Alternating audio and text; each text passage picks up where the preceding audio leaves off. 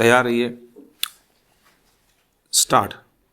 प्राचीन काल में भारत सोने की चिड़िया कहलाता था। स्टॉप। उस समय हमारा देश शिक्षा, अध्यात्म, कला, विज्ञान, साहित्य के साथ साथ कृषि, व्यापार, निर्माण आदि के क्षेत्रों में भी अति उन्नत था। यद्यपि स्वतंत्रता प्राप्ति के बाद देश ने धीरे धीरे इन सभी क्षेत्रों में अपनी स्थिति में पुनः सुधार किया है और आज हमने बहुत से क्षेत्रों में विश्व स्तर पर अपनी पहचान बनाने में भी सफलता पाई है। पर विनिर्माण के क्षेत्र में भारत को विश्व के एक बड़े केंद्र के रूप में स्थापित करने के लिए अभी भी बहुत कुछ किया जाना शेष है। इसी सपने को साकार करने के लिए हमारे प्रधानमंत्री श्री नरेंद्र मोदी ने मेक इन इंडिया अभियान की नींव रखी है। प्रधानमंत्री ने 25 सितंबर 2014 को नई दिल्ली स्थित विज्ञान भवन में मेक इन इंडिया मिशन का शुभारंभ करते हुए कहा था, हम नहीं चाहते कि किसी भी उद्योग को भारत छोड़कर जाने के लिए मजबूर होना पड़े। हम चाहते हैं कि हमारी कंपनियां बहुराष्ट्रीय कंपनियों की तरह चमकें। इस अवसर पर उन्होंने निवेशकों को यह आश्वस्त करते हुए कि सरकार उनका पैसा डूबने नहीं देगी, इस महत्वाकांक्षी मिशन को शेर के कदम जैसा बतलाया था। इस मिशन का लोगो भी अत्याधुनिक तकनीक संपन्न शेर रखा गया है। वास्तव में इस अभियान का उद्देश्य विदेशी निवेश को देश में बढ़ावा देने के साथ साथ सुस्त पड़े उद्योग धंधों को पटरी पर लाना है, ताकि विनिर्माण के क्षेत्र में हमारा देश वैश्विक स्तर पर अपनी पहचान बना सके। स्टॉप। मेक इन इंडिया सोच जो अब एक मिशन है का अर्थ है हमारी आवश्यकताओं से संबद्ध अधिकाधिक वस्तुओं का निर्माण भारत में किया जाना। दूसरे शब्दों में कहें तो make in India mission made in India के स्वर्णिम स्वप्न को पूर्ण करने का मिशन है।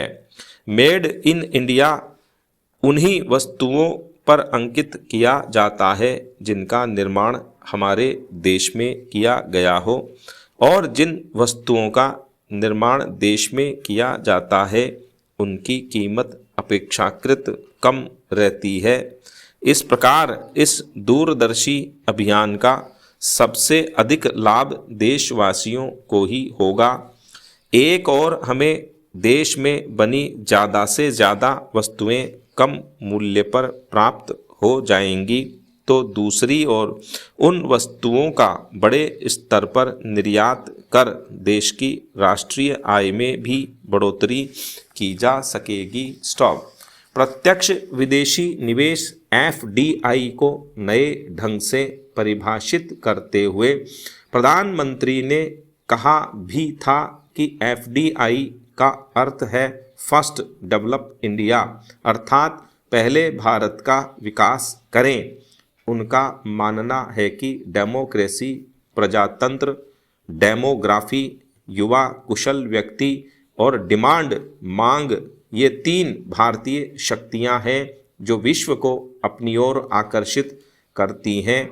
ऐसे में हमारी सरकार अपने नियमों में खुलापन लाकर विश्व भर में व्यापार के अनुकूल माहौल के मामले में भारत को 50वें स्थान पर पहुंचा सकती है, जो अभी 135वें स्थान पर है। इस अभियान के द्वारा घरेलू और अंतर्राष्ट्रीय दोनों ही कंपनियों को भारत में निवेश करने के लिए आह्वान किया गया है। ताकि पूर्व की ओर देखो के साथ साथ पश्चिम को जोड़ो जैसे दो सुंदर सपनों को एक साथ साकार किया जा सके।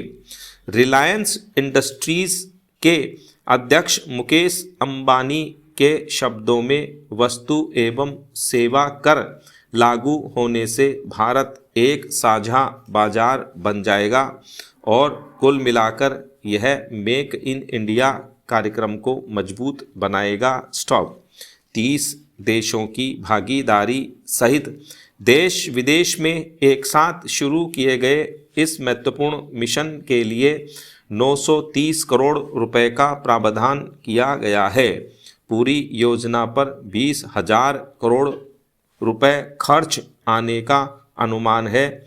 सरकार की ओर से इस अभियान पर 581 करोड़ रुपए देने की योजना बनाई गई है। स्टॉप।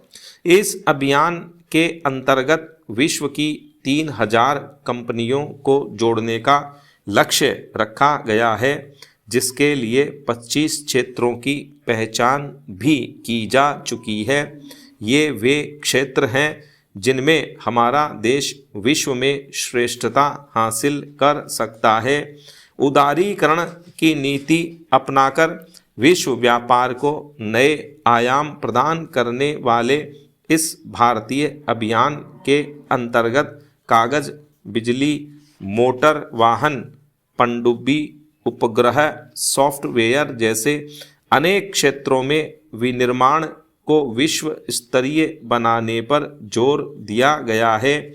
केंद्र सरकार के इस कार्यक्रम की शुरुआत के साथ ही देश में रोजगार के अवसरों में व्यापक वृद्धि की संभावना नजर आने लगी है। स्टॉप।